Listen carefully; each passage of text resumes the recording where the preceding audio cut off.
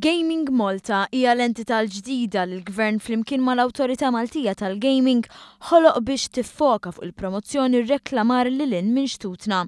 Dan biex jibqa' jiġi attirat iżjed investiment mis-settur tal-gaming f'pajjiżna. Huwa fatt magħruf li din l-industrija komplet tespandi u qed tikkontribwixxi mhux ftit għat tkabbir ekonomiku li pajjiżna qed jikseb. Wara li għal xi żmien dipartiment fih dan l-Awtorità tal-Gaming kienet jieħu ħsieb il-promozzjoni ta' Malta bħala ċentru importanti għas-settur tal-gaming, issa se jkun hemm Gaming Malta li speċifikament se tkompli tmexxi l-kelma li pajjiżna huwa l-post ideali.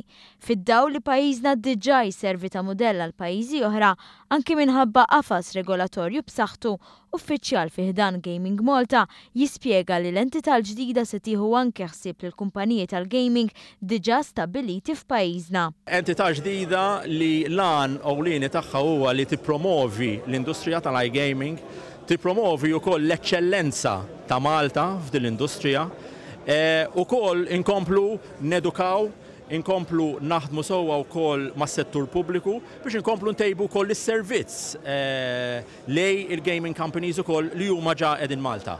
Waqt it-tnedija li saret f'wieħed mill-istabbilimenti ewlenin f'Taslima, tkellem ukoll il-Ministru għall-Kompetittività u l-Ekonomija Marittima u tas-Servizzi Manuel Mallija.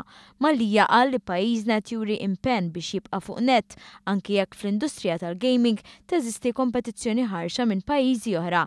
Ivan Fillet iżżid li pajjiżna għandu l-lussu li jippromovi il-fatt kemm huwa post fertili biex jiffaċilita l-affarijiet għall-investituri fil-qasam tal-gaming. Ukoll importanti li nkomplu nippromovu dak li ħana ngħidulu l-ecosystem, ġifieri fis-sens li Malta u l-konsulenti, l-operaturi, l-ispeċjalisti nies ġiġa f'din l-industrija, ġifieri jekk inti ġej Malta biex tibda kumpanija tal-gaming ħassib kważi one-stop shop ta' professjonisti li jgħinuk.